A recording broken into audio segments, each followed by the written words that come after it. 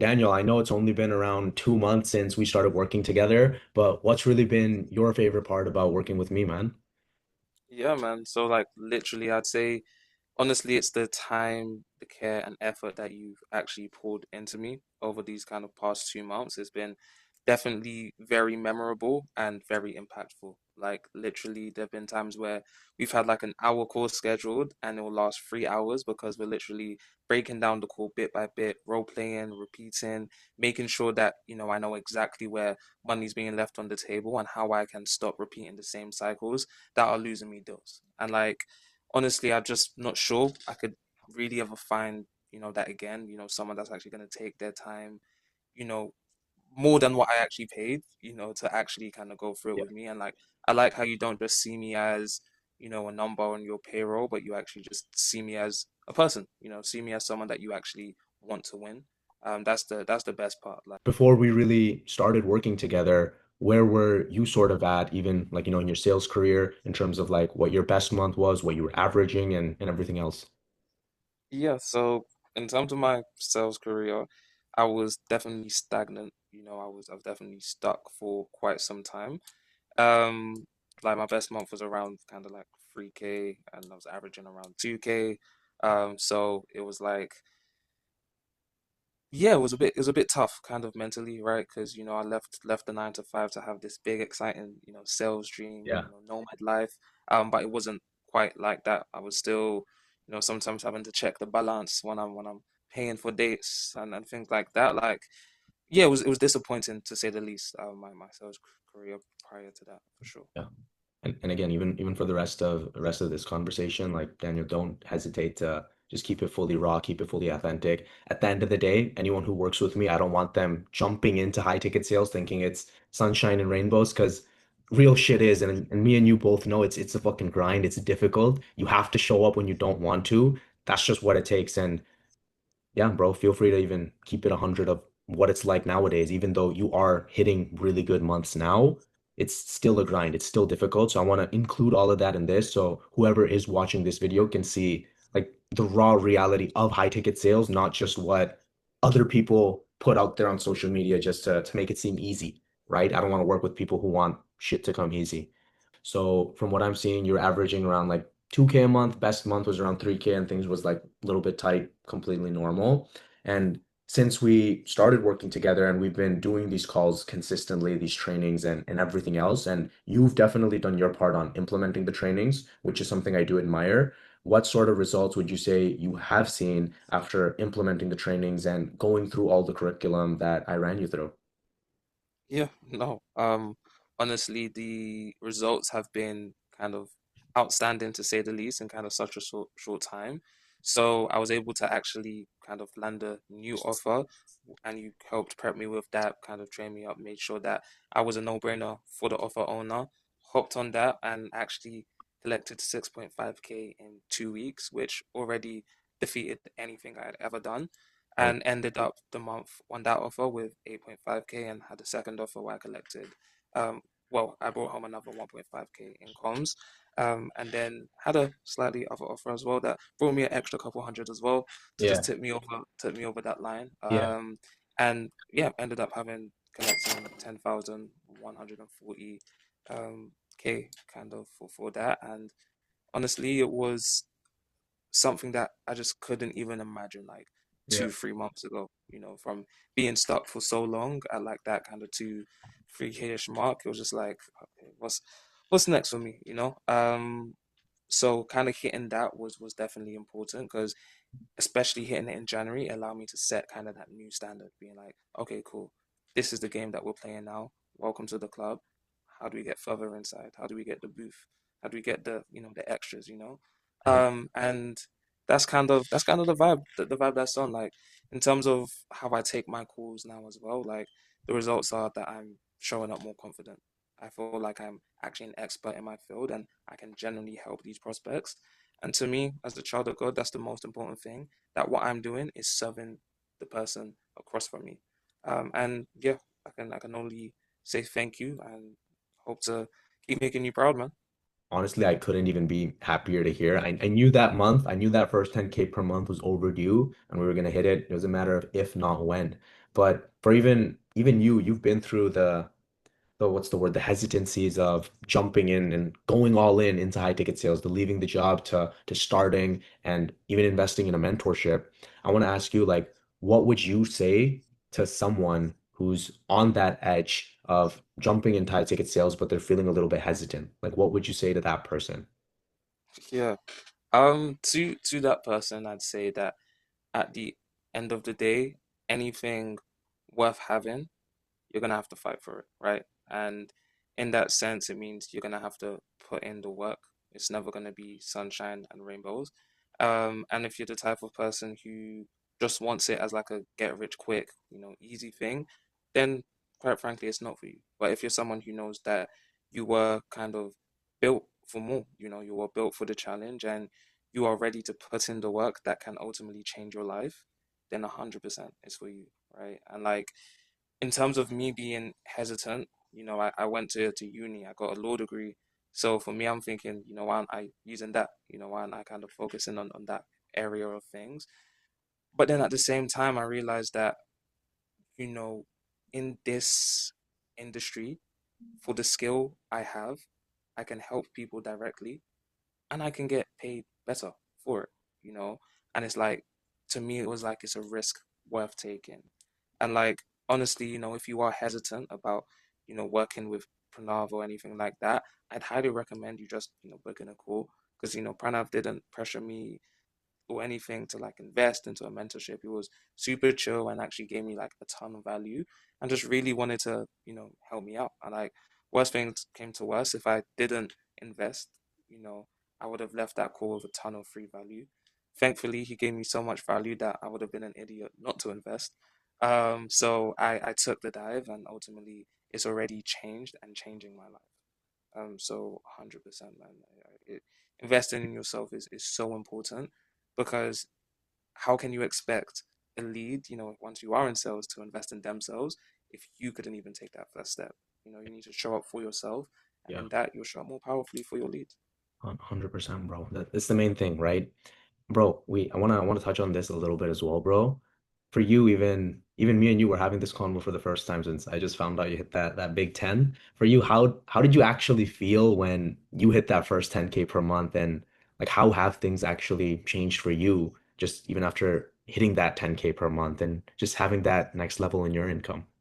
No, honestly, it does feel unreal. I never expected to actually get to that point as fast as, we actually did it, under 2 months. Like it was, yeah, it was honestly crazy and such a weight off of my shoulders in that sense because I knew that I had to do this after, trying for so long, coming up to like around 2 years in that sense, just like being around the space. Just actually being able to finally get to that point. It was like, yes, we crushed it.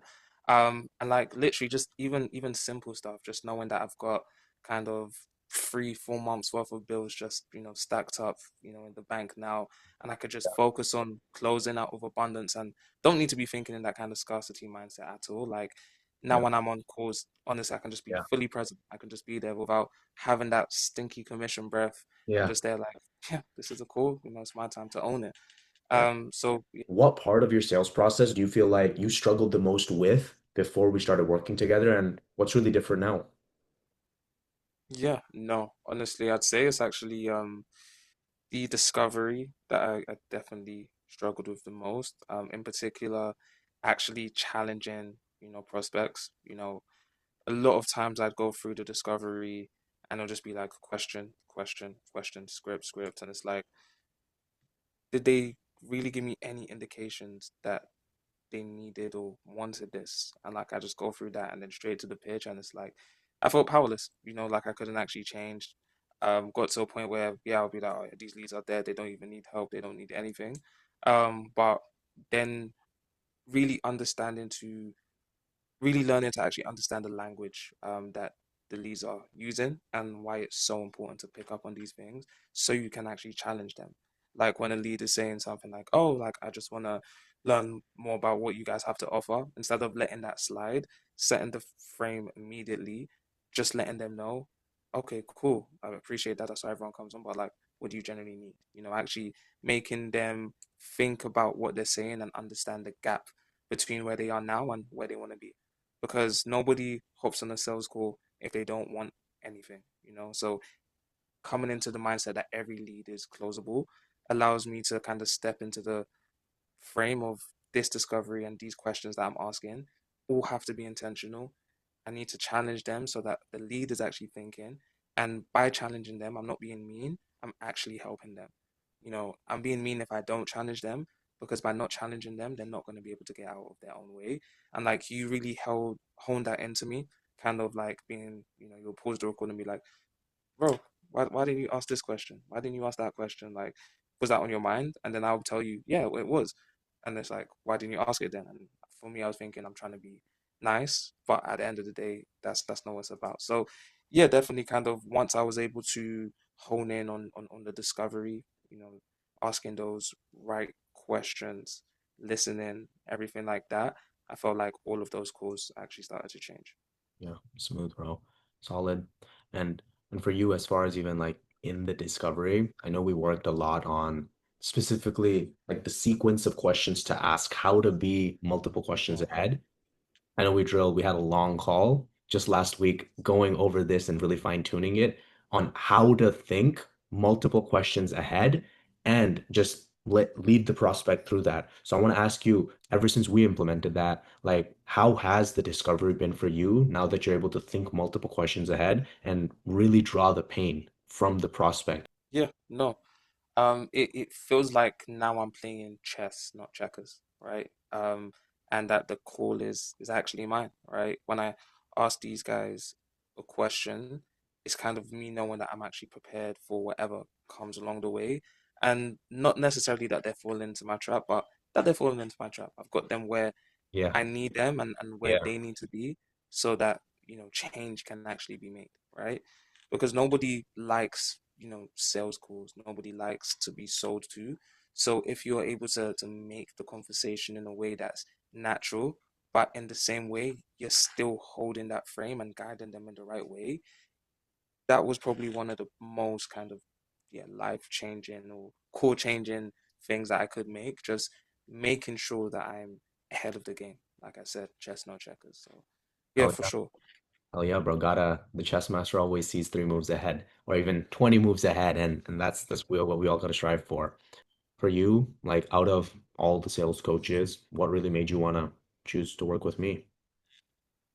Yeah, that's a good question. I guess the main thing was literally as soon as I hopped on, the call with you was like that energy that you had. Like I'm pretty sure you're like a year younger than me, but you were giving big bro energy, right? And I was just like, I've not kind of gotten anything from this guy, but he already cares about where I'm at. He already, I can tell authentically that you wanted to see me win. And to me, like that was just super important because it let me know that as soon as I go through the doors, I've got someone that is going to be kind of working with me closely to hit my goals, hit my targets, everything like that. Also, those things about like your sales process that I hadn't seen like before, and things I'm like, oh wait, that actually makes sense. Like instead of running me through like a script or anything like that, you were constantly honing in on the psychology behind things, on the trust aspects, how important it is for prospects to trust me. And not in the, oh, they like me way, but in the way that they trust me and see me as an authority. And immediately kind of just picking up on those things, I was like, just in the way that you sell and the person that you are, it just made sense to actually like go with you as opposed to just getting lost in another big coach's pipeline or something like that. That was the kind of main thing. And Daniel, as far as like tangible, specific skill sets, what do you feel like you've like specifically gotten better on that you can actually feel on your calls day to day? Oh, so like definitely when it comes to drawing pains from prospects and everything like that, and actually being able to see like multiple questions ahead, just Okay. actually understanding, that side of things. Literally, one of the other main things would be like reframing beliefs and actually knowing how to handle objections and generally feeling confident in my skill set, knowing that, you know, if I get an objection, it's not the end of the world. I've got the Yeah. skill to overcome it. That's kind of really where I've noticed the biggest growth. And like before, in certain things, like I didn't actually know how to get pain from every prospect. I'd settle for weak answers because that's all I knew. And like now I'm actually able to draw pain from any prospect, even if, they're more that type A, less open to talking about pain, or, they feel like they're that big shot that's got it all figured out. I'm able to actually ask the hard questions, and let them realize that they're on the call for a reason and it's time to make a change. So like with that also comes just being able to see, like I said, like I keep coming back to, multiple questions ahead, actually understanding where I'm going with that, just overall really understanding the way I think and ask questions and why I'm asking them. It's not about reading a script, it's about going beyond that, having authentic conversations and just controlling that. And like in terms of objection handling, honestly, it is such a dream not getting scared or having a panic attack whenever I hear I need to think about it. Like Yeah. it's literally just a lot smoother now. Like before, when something like when I feel like I've had a good call and someone gives me an objection, I'm like, Like shit. brother, I thought we were on the same side. Like, why are you Yeah. fighting me now? What's happening? But now it's like, it's just smooth. It's like them giving me an objection is not them saying no to me or, not being on the same side as me. It's Yeah. them getting in their own way, and it's my job to help them get out of that. So it's like a 100%. lot smoother. I don't freeze up anymore. I'm actually confident in my ability to like literally navigate Yeah. objections and just kind of run them through that process. Yeah. Bro, literally, main thing is like when people give objections, you can categorize it in a few different things, right? Generally, what it comes down to is fear and uncertainty. Prospects, before making a decision to invest in themselves, they're gonna be in a state of flight or flight, right? And when they're in that stage and you try the high pressure stuff that everyone else teaches, it just puts more pressure on them, and then they just go towards that flight where they just don't want to be on the call. They feel even more nervous and scared, but just having the right framework to be able to neutralize it, to be able to let the prospect breathe and just guide them through on what making the right decision looks like and how their life would change, and making them realize that it's not so scary, right? And it's honestly scarier to stay in the same spot. And once you're able to relay these beliefs to the prospect, it goes a lot smoother. That's why, again, I can never emphasize trust enough, because if the prospect doesn't trust you, nothing you say will ever land. Not any analogies or reframes or anything in between, objection handling, whatever else. That's what building trust is really so key. But what you say can actually land rather than just going in one ear and out the other. Anything else you want to say to whoever's watching before we wrap this up? This is what I'd actually say to someone that's actually looking to get into high ticket sales. Look in with Pranav. Tap in now while it's hot, while you're ready, while you're hungry. Don't delay. Jump straight in, and you're not gonna regret it. 100%. And like, if you're someone that's been stuck on an offer that's not paying them enough, essentially, tap in with him again. He's gonna show you how to actually make the perfect loom, so you're getting seen in the right way. He's gonna walk you through how to actually sell yourself on a sales interview, because ultimately that interview is another sales call. When they say, "Oh, thank you, we've got 10 more interviews," bun that. You have to objection handle there. Let them know Yeah. why you're the person that they should generally hire. And set that standard. And if you're someone who's making good money and just want to actually get to that next level, tap in as well, because the expertise, the deeper psychology behind the game of sales is something that Pranav teaches to a T. I did a minor in psychology, and I'm learning more about human behavior and everything there from Pranav than I did in that degree, right? So like 100%, if you're looking to level up, tap in with Pranav. Pranav to the moon,